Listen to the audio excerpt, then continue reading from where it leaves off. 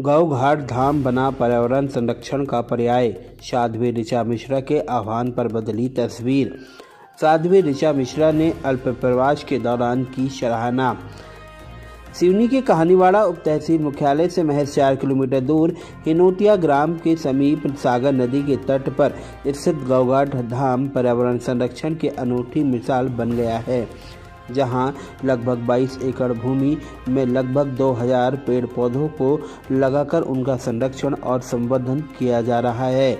अपने अल्पप्रवास में गौघाट धाम पधारी कथावाचक साध्वी ऋचा मिश्रा ने इसे अभूतपूर्व कार्य के लिए समिति के अध्यक्ष श्री राम ठाकुर एवं अन्य सदस्यों की सराहना की है।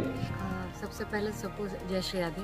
जय श्री राम। और मैं देश विदेश हर जगह जाती हूँ और मेरे जो अनुयायी हैं, जो भगवान को मानने वाले हैं, वो आप मूर्त रूप तो यहाँ पे भी देख सकते हैं गौघाट में।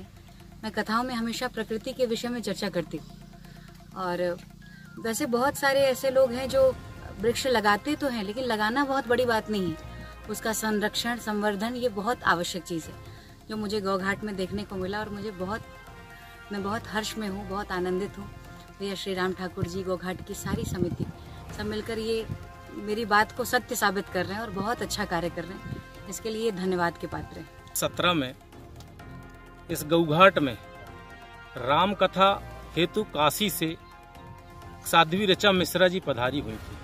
उन्होंने कथा के दौरान ही प्रसंगवश लोगों से आह्वान किया कि यह जो स्थल है, इस स्थल में बंजर भूमि में क्यों ना आप सब लोग अपने जन्मदिन या किसी महापुरुष की जयंती, राष्ट्रीय पर्वों आदि में वृक्ष लगाएं, ताकि पर्यावरण का संरक्षण हो सके।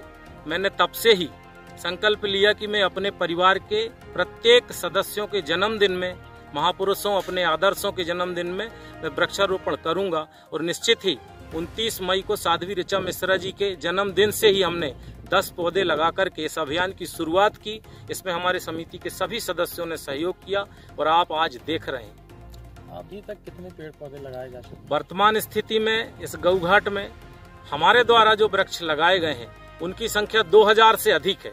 इसी दौरान 2 जुलाई और 17 को भी मध्य प्रदेश सरकार ने भी वृक्षारोपण का अभियान चलाया था, उसमें भी यहाँ पौधे लगे, परंतु हमारे द्वारा जो पौधे लगाए गए हैं यह उस अभियान के पूर्व से इस अभियान को शुरू किया गया।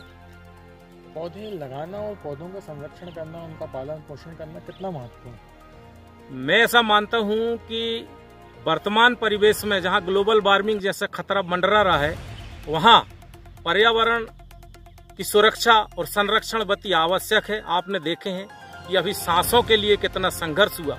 अगर हम पेड़ पौधे लगाएंगे तो निश्चित रूप से हमें स्वच्छ हवा प्राप्त होगी।